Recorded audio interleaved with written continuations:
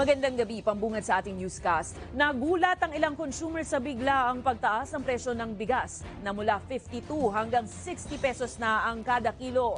Bagay na ayon sa ilang agri-groups, wala namang dahilan para magtaas ng presyo dahil dati pang nasa storage facilities ang supply nito. May balitang A to Z si Ace Cruz. Masyado ng mahal. Parang nakakagulat, di ba? Nanlaki ang mata ng mamimiling si Lisa nang makita ang presyo ng kada kilo ng bigas ngayon.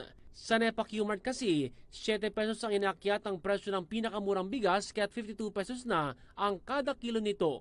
Aabot naman sa 60 pesos kada kilo ang pinakamataas sa presyo ng magandang klase. Pipiliin mo yung mas mura kung ano yung kaya ng bulsa, di ba? Parang ang taas kasi ng tinaas eh. Ang karindera namang ito kapansin-pansing binawasan na lang ang takal ng isang order ng 12 pesos na kanin para hindi malugi sa puhunan. Bali, nagbawas na lang po kami sa pagtakad po ng rice per person sa ano namin. So, taasan namin yung price kasi malulugi po kami ganun. Ang problema pa, ayon sa ilang nagtitinda ng bigas, posibleng maubos na rin kalaunan ang supply nila ng mababang presyo nito na 52 pesos. Hanggang katapusan ng September.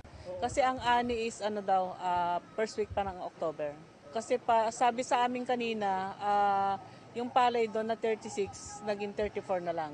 Ayon sa grupong Bantay Bigas, walang rason para tumaas ang presyo ng bigas sa merkado. Na kung tutuusin, bago nagbanggit ang India, bago ang bagyong Egay, ay yung bigas nasa bodega na.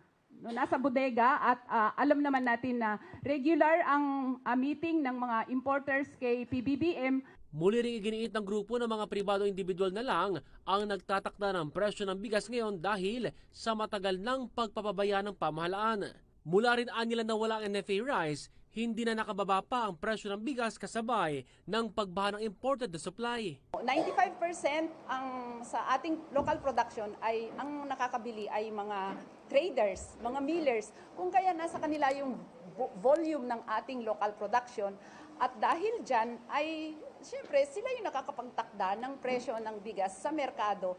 Kaya't hirit ng ilang farmers group, ibigay na ng pamahalaan ang subsidiya sa sektor, pagbasura sa Rice Liberalization Law at ang paulit-ulit nilang panawagan sa pamahalaan na palakasin ang lokal na produksyon, hindi importasyon.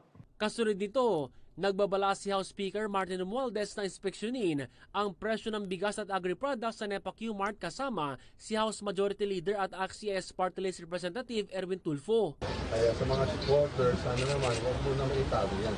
Ilabas mo na lang yan habang binibigit ang supply.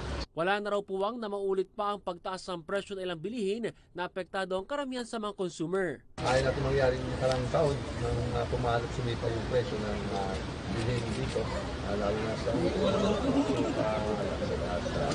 sibuyas, kaya hanggang na lang nagkaroon ng shortage daw. Regular din daw sila magsasagawa ng surprise inspection para matiyak ang supply ng ilang produkto at walang nananamantala sa presyo. Para sa Balitang A to Z, Ace Cruz.